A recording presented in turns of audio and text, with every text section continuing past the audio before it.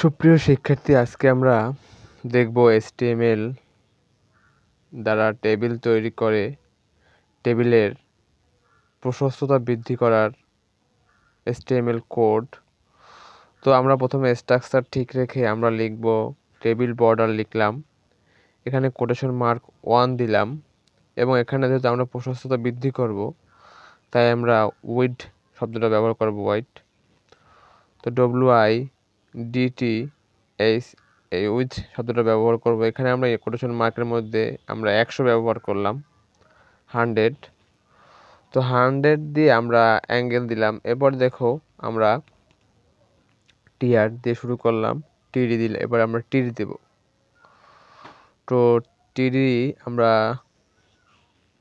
লিখলাম, এটাকে আমরা অ্যাঙ্গেল দিলাম, এ দিলাম স্ল্যাশ টিডি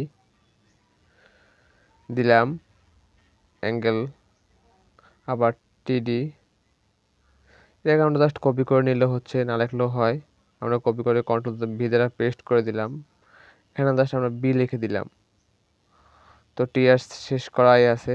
এবারে আমরা পুরোটাকে কপি করে নিলাম, পুরো এটুক কপি করে নিয়ে আমরা আবার নিচে এসে পেস্ট করে দিলাম। এন্টার দ্বারা নিচে এসে আমরা এখানে পেস্ট করে দিব। শুধুমাত্র আমরা এখানে এটাকে আমরা চেঞ্জ করে দিলাম সি, এটাকে দিলাম আমরা অন্যটা বি দিলাম। তো দেওয়ার পরে দেখো এখানে আমাদের এখন আমরা সেভ দিলাম। তো সেভ দিলে আমরা যখন রিফ্রেশ দেবো দেখো আমাদের এরকম একটা টেবিল তৈরি হবে। তো সেল স্পেস আমরা তো চাচ্ছি এটাকে আরেকটু বৃদ্ধি করব, সেক্ষেত্রে আমরা দেখো এখানে এই উইথ 200 দিলাম আমরা 200। তো দেখো এখন আমরা যদি এটাকে সেভ করে দেই, এবার আমরা যদি রিফ্রেশ দেখো একটু বেড়ে গেল। তো আমরা যদি চাচ্ছি যে আরও একটু বৃদ্ধি করব, সেক্ষেত্রে আমরা 300 দিতে পারি। তো আমাদের প্রয়োজন মতো আমরা এটা করব। তো আজকের টিউটোরিয়ালটা এ পর্যন্তই।